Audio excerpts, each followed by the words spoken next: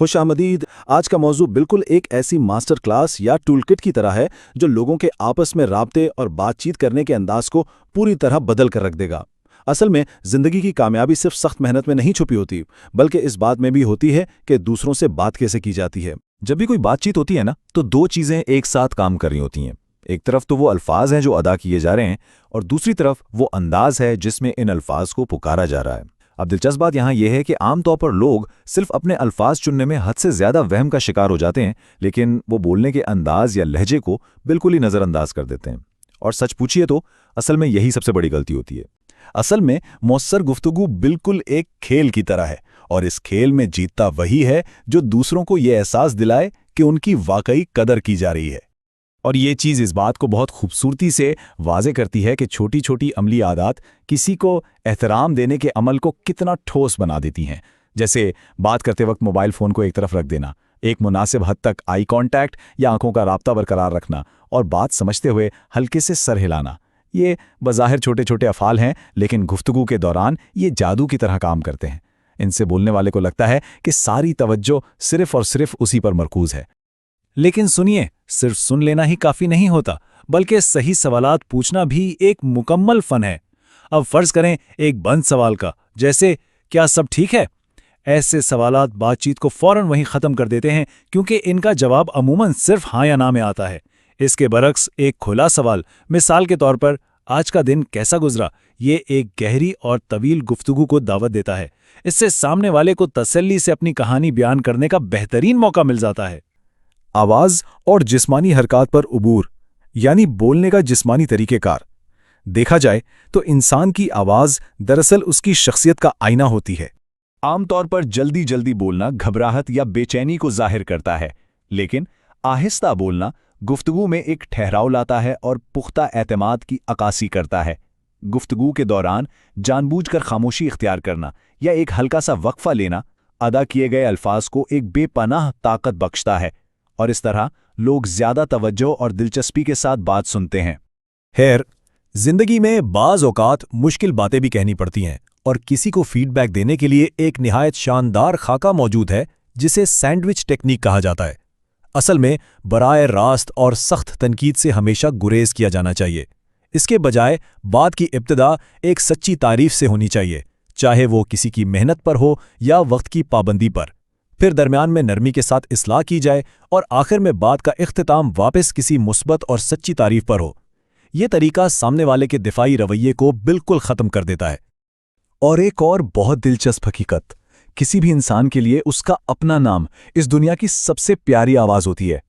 گفتگو کے دوران لوگوں کے نام یاد رکھنا اور انہیں ان کے نام سے پکارنا انہیں غیر معمولی حد تک خاص اور قابل قدر محسوس کرواتا ہے۔ یہ بظاہر ایک چھوٹی سی کوشش ہے، لیکن اس کا اثر بہت ہی گہرا ہوتا ہے۔ تو اب اہم نکتہ یہ ہے کہ انسان کا جسم بالکل اسی طرح بلند آواز میں بولتا ہے جیسے الفاظ بولتے ہیں۔ پراعتماد جسمانی زبان کے لیے سیدھا کھڑا ہونا اور چہرے پر ایک قدرتی مسکراہٹ رکھنا بہت لازمی ہے۔ خاص طور پر بات کرتے وقت ہاتھوں کو جیب سے باہر رکھنا اس بات کو ظاہر کرتا ہے کہ پوری دلچسپی لی جا رہی ہے۔ اور سب سے بڑھ کر احترام کی سب سے بڑی علامت یہ ہے کہ کسی کی بات کو بیچ میں کبھی نہ کاٹا جائے، بلکہ انہیں اپنی بات مکمل کرنے دی جائے۔ اب آتے ہیں تیسرے حصے کی جانب، مشکل لوگوں سے نپٹنا، یعنی تنازعات کو حل کرنے کا فن۔ دیکھیں، معاشرے میں ملتے جلتے وقت ہمیشہ حالات مثبت نہیں ہوتے۔ غصے والے یا منفی لوگوں کا سامنا ہوتا ہی رہتا ہے۔ یہاں سب سے بڑا راز اپنے اندرونی جذبات کو قابو میں رکھنے میں چھپا ہے۔ اکثر جب کسی کے شدید غصے کا سامنا ہوتا ہے تو لوگ یہ سمجھتے ہیں کہ شاید یہ غصہ ذاتی نوعیت کا ہے، حالانکہ حقیقت میں ایسا شاذ و نادر ہی ہوتا ہے۔ غصہ عموماً حالات، مایوسی یا کسی اور دباؤ کا نتیجہ ہوتا ہے۔ اس لیے ایسے نازک وقت میں مکمل طور پر پرسکون رہنا ہی سب سے بہترین دفاع اور حتمی حل ہے۔ ٹھنڈا مزاج ہی بھڑکتے ہوئے جذبات پر پانی ڈال سکتا ہے۔ اور یہاں یہ 3 چھوٹے سے الفاظ، میں سمجھتا ہوں، واقعی کسی جادو سے کم نہیں۔ یہ الفاظ اکثر تصادم کو فوراً وہیں روک دیتے ہیں، اور فرض کریں اگر بحث بڑھنے لگے تو موضوع کو بڑی نرمی سے بدل دینا اور یہ کہنا کہ اس پر بعد میں ٹھنڈے دماغ سے تفصیل سے بات کریں گے، یہ رویہ کسی بھی چھوٹے سے مسئلے کو خطرناک حد تک بڑھنے سے بچا لیتا ہے۔ چلیے چوتھے حصے کا رخ کرتے ہیں، مختلف ماحول سے مطابقت اور سیاق و سباق کی اہمیت۔ یہ سمجھنا بہت ضروری ہے کہ گفتگو کا انداز ہر جگہ ایک جیسا نہیں رہ سکتا، ماحول کے حساب سے اس میں تبدیلی آنی چاہیے، حالانکہ شخصیت وہی اصل رہنی چاہیے۔ مثال کے طور پر دفتر کے ماحول میں رویہ بالکل پروفیشنل ہونا چاہیے، باتیں حقائق پر مبنی، بالکل واضح اور مختصر ہونی چاہیے۔ لیکن جب بات گھر کی آتی ہے نا، تو لہجے میں انتہائی نرمی اور محبت ہونی چاہیے۔ چھوٹی چھوٹی باتوں پر شکر گزاری کا اظہار کرنا اور ضرورت پڑنے پر معافی مانگ لینا رشتوں کو بہت مضبوط کرتا ہے۔ وہیں دوسری طرف دوستوں کی محفل میں بالکل اصلی اور بے تکلف انداز اپنایا جا سکتا ہے، چاہے خوب ہنسی مذاق ہو، مگر ایسا جس سے کسی کے جذبات کو ٹھیس نہ پہنچے۔ اور اب چلتے ہیں آخری اور 5ویں حصے پر اور دیکھتے ہیں کہ یہ سب مل کر کیسے کام آتا ہے۔ گفتگو کے سنہری اصول، یعنی کامیابی کے لیے زندگی بھر کی عادتیں۔ کچھ اصول محض عارضی ترکیبیں نہیں ہوتے، بلکہ زندگی بھر کامیابی کے لیے اپنائی جانے والی عادات ہیں۔ جیسا کہ حضرت علی کا قول ہے کہ نرمی سے بات کرو، تلوار سے زیادہ زخم الفاظ کے ہیں۔ ذرا سوچئے، جسمانی زخم تو وقت کے ساتھ بھر جاتے ہیں، ان کا نشان بھی آہستہ آہستہ مٹ ہی جاتا ہے، لیکن الفاظ کا دیا ہوا زخم ساری زندگی روح پر نقش رہتا ہے۔ اس لیے یہ انتہائی ضروری ہے کہ بات ہمیشہ نہایت نرمی اور احتیاط کے ساتھ کی جائے۔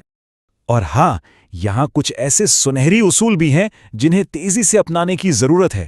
یہ روزمرہ کی وہ اہم عادتیں ہیں جو کردار کو سنوارتی ہیں اور بے پناہ عزت دلواتی ہیں۔ جیسے پیٹھ پیچھے برائی سے ہر حال میں پرہیز کیا جائے، ہر انسان سے چاہے وہ کوئی بھی ہو کچھ نہ کچھ سیکھنے کی کوشش کی جائے، پہلی ملاقات یا پہلے تاثر پر فوراً فیصلہ سنانے سے بچا جائے، اپنی غلطیوں کو بہادری سے تسلیم کرنے کا حوصلہ پیدا کیا جائے، جب غصہ آئے تو فٹافٹ بولنے کی بجائے من ہی من میں دستک گنا جائے، اور سنیے، صرف مسائل کی شکایت نہ کی جائے، ساتھ ہی ان کا بہترین حل بھی پیش کیا جائے، اور آخر میں ہمیشہ سادہ اور واضح الفاظ کا استعمال کیا جائے۔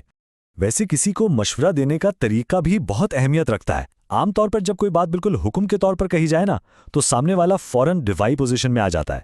لیکن اگر اسی بات کو اس طرح پیش کیا جائے کہ میری رائے میں شاید یہ طریقہ زیادہ بہتر ہو سکتا ہے، لیکن ظاہر ہے حتمی فیصلہ آپ کا اپنا ہی ہوگا، تو مانیے یہ سن کر لوگ بہت زیادہ کھلے دماغ کے ساتھ اس مشورے کو قبول کرنے کے لیے تیار ہو جاتے ہیں۔ اب یہ تمام باتیں سننے میں تو بہت اچھی لگتی ہیں، لیکن ان پر عمل کرنا واقعی مسلسل محنت کا کام ہے۔ بات چیت کا یہ فن کسی ایک دن میں نہیں سیکھا جاتا، اس کی تعمیر کے لیے باقاعدہ روزانہ کی مشق چاہیے ہوتی ہے۔ آئینے کے سامنے کھڑے ہو کر بولنا یا پھر اپنی آواز کو ریکارڈ کر کے دوبارہ سننا تاکہ غلطیاں پکڑی جا سکیں، یہ بہت مفید طریقے ہیں۔ لیکن اس عظیم عادت کے بننے کا اصل آغاز آج سے ہی ہو سکتا ہے، اس چھوٹے سے ارادے کے ساتھ کہ آج کے دن صرف کسی ایک گفتگو پر پوری یعنی 100% توجہ دی جائے گی۔ الفاظ میں یہ جادو ہے کہ وہ دلوں کے درمیان مضبوط پل تعمیر کر سکتے ہیں یا پھر انہیں تباہ کر کے زندگی بھر کا پچھتاوا دے سکتے ہیں۔ تو اس تفصیلی جائزے کے آخر میں سب سے اہم اور سوچنے والی بات صرف یہی ہے کہ آنے والی ملاقاتوں اور بات چیت میں آخر کون سا راستہ چنا جائے گا۔